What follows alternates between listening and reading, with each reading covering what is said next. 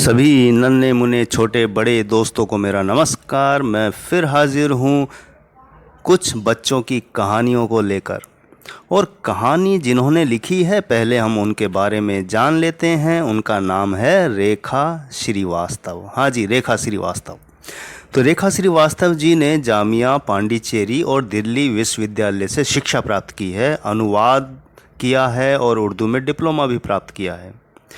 उन्होंने कई वर्षों तक स्कूलों में पढ़ाया। छोटे छोटे बच्चों के उनके अनेक अनुभव हैं जिनको हम इन कहानियों के माध्यम से जानेंगे, और वो बहुत ही महत्वपूर्ण है बच्चों की दृष्टि से भी और उनके अनुभव की दृष्टि से भी, और हम सब के लिए उनका अनुभव बेहद ही महत्वपूर्ण है। तो इनकी जो कहानियों का संकलन है वो है पोली आंटी की बगिया। क्या है? पोली आंटी की बगिया। तो बिना देर किए हम रेखा श्रीवास्तव जी की कहानियों को शुरू करते हैं, और उनकी पहली कहानी है और मेहनत रंग लाई। तो आइए शुरू करते हैं।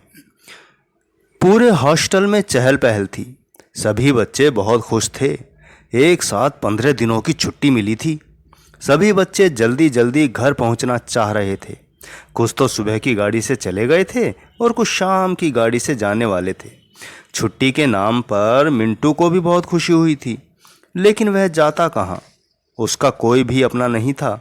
मिंटू जब 7 वर्ष का था, एक कार दुर्घटना में उसके मम्मी पापा की मृत्यु हो गई थी। मिंटू के अंकल ने उसके पापा की सारी संपत्ति अपने नाम करवा ली थी। उसके अंकल को मिंटू से कुछ भी हमदर्दी नहीं थी। उन्हें तो सिर्फ मिंटू के पापा की फैक्ट्री और उनकी सारी संपत्ति से मतलब था।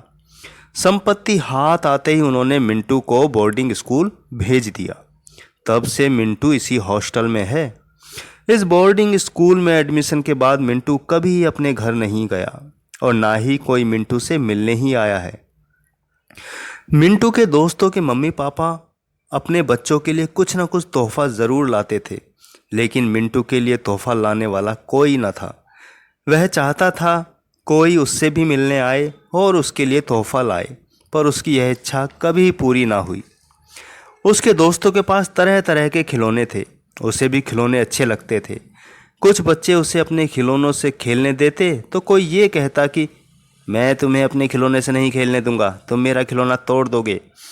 मिंटू को यह सुनकर बहुत दुख होता था। यह दूर से ही उनको खेलते हुए देखा करता। पढ़ाई के बाद समय बिताने का कुछ साधन न था। इस कारण वह अपनी कोर्स की किताबों को ही पढ़ा करता था। यह देख लड़के मिंटू को किताबी कीड़ा कहकर उसकी हंसी उड़ाया करते थे। शायद स्कूल के कुछ शिक्षकों को मिंटू के बारे में जानकारी थी, तभी तो वे मिंटू को कभी कभी कोई छोटी बड़ी खिलौने ला दिया करते थे। मिंटू उन्हीं से खेलता। कुछ लड़के मिंटू के दोस्त भी थे, मगर सभी बड़े बड़े घरों के थे, पैसे वाले थे। वे काफ़ी पैसे खर्च किया करते थे। मिंटू उनके साथ रहने से कतराता था, क्योंकि वे सभी जिस तरह पैसे खर्च किया करते थे उसी तरह मिंटू को भी खर्च करने को कहते। लेकिन मिंटू के पास इतने पैसे कहाँ थे कि वह खर्च करता। इस कारण मिंटू के अच्छे अच्छे दोस्त भी छूटते चले गए। मिंटू उनसे भले ही कभी कभार हंस बोल लेता था, लेकिन अकेले में उसका दिल उदास रहा करता था। उसे यही चिंता सताती थी कि वह स्कूल छोड़ने के बाद क्या करेगा, कहाँ जाएगा। मिंटू अपनी सारी छुट्टियां हॉस्टल में ही रहकर बिता देता था। यह जरूर था कि कभी कभी बाजार, पार्क वगैरह चले जाता था, लेकिन वहाँ भी खाली हाथ जाता और खाली हाथ लौट आता। आखिर वह भी तो बच्चा ही था। कभी कभी उसे बाजार में बिकने वाली चीज़ों को खाने की इच्छा होती तो वह उसका दिल उन चीज़ों के लिए मचल उठता था, मगर किसी तरह अपने मन को सांत्वना देता। उस वक्त वह सिर्फ यही सोचता कि मैं भी एक दिन बड़ा आदमी बनूंगा और खूब मिठाइयाँ खाऊंगा, अच्छे अच्छे कपड़े पहनूंगा। एक बार मिंटू को यह सूचना मिली कि हुसैन साहब के चित्रों की प्रदर्शनी लगी है। मिंटू ने अपने क्लास टीचर से वहाँ चलने की जिद की।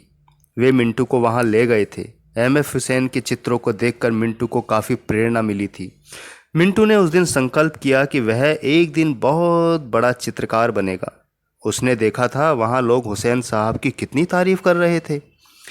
लौटने के वक्त उसने अपने टीचर से यह बात कही तो दूसरे दिन वे 2-3 ड्राइंग कॉपियाँ, रंग ब्रश इत्यादि मिंटू के लिए खरीद लाए। मिंटू यह सब पाकर बहुत खुश हुआ। मिंटू को भी अपने समय बिताने का एक साधन मिल गया था। मिंटू की दिन रात की मेहनत रंग लाई। एक बार टीचर्स डे के अवसर पर स्कूल में ही मिंटू की चित्रों की प्रदर्शनी लगी। शहर के कई गणमान्य व्यक्ति इस अवसर पर आए थे। उस दिन मिंटू की लगभग 60 पेंटिंग बिके थे, जिससे मिंटू को लगभग 1000 रुपये की आय हुई थी। वह दिन मिंटू की जिंदगी का एक टर्निंग पॉइंट साबित हुआ। मिंटू ने उन पैसों को अपने टीचर को देना चाहा तो उन्होंने लेने से इनकार कर दिया।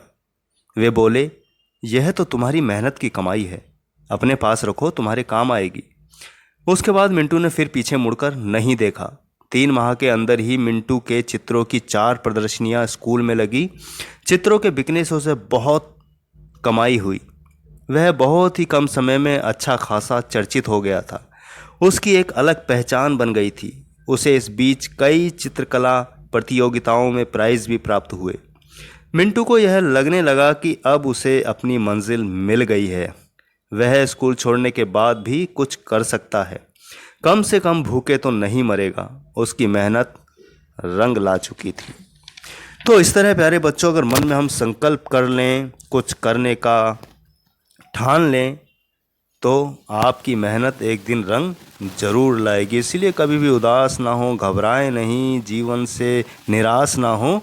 बस संकल्प मन में करें कि आपको ये करना है, ये हासिल करना है, तो निश्चित तौर पर एक दिन वो आप हासिल कर लेंगे और आपकी मेहनत रंग लाएगी।